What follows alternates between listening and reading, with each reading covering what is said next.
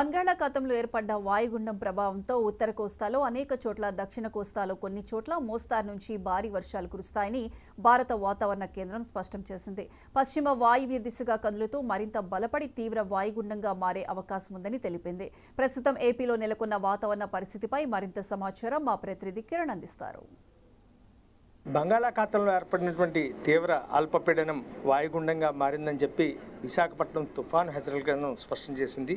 దీని ప్రభావంతో ఇప్పటికే ఉత్తర దక్షిణ కోస్తాల్లో అనేక చోట్ల వర్షాలు కురుస్తున్నాయి. ఈ నేపథ్యంలో రేపు సాయంత్రానికి తీవ్ర వాయుగుండం పూరి డిగా మధ్య తీరాన్ని దాటే అవకాశం ఉందని చెప్పి వాతావరణ శాఖ స్పష్టం చేస్తుంది.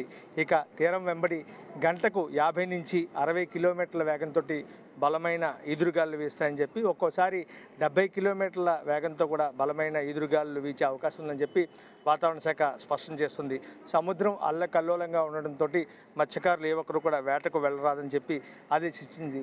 ఇక తీరం వెంబడి బలమైన ఈదురుగాల నేపథ్యంలో సముద్రం అల్లకల్లోలంగా ఉండడంతో కోస్తాలోని అన్ని ఓడరేవుల్లో 3వ నెంబరు ప్రమాద సూచిక ఎగరవేశారు. ఇంకో పక్క దక్షిణ కోస్తాలోని ఓడరేవుల్లో 1వ నెంబరు ప్రమాద హెచ్చరిక జారీ చేయడం జరిగిందని చెప్పి, అయితే ఈ తీవ్ర వాయుగుండం కారణంగా మరో 24 గంటల పాటు కోస్తా జిల్లాలతో పాటు అటు దక్షిణ కోస్తాలో కూడా అనేక చోట్ల భారీ వర్షాలు కురిసే అవకాశం ఉందని చెప్పి వాతావరణ శాఖ స్పష్టం చేస్తుంది. ఇప్పటికే మనం చూసుకున్నట్టయితే ఇటు ఉత్తరాంధ్ర జిల్లాలకు సంబంధించి శ్రీకాకుళం, విజయనగరం, విశాఖ జిల్లాతో పాటు అటు మన్యం జిల్లాల్లో కూడాను దాదాపు 10 నుంచి 11 సెంటీమీటర్ల వర్షపాతం నమోదైంది.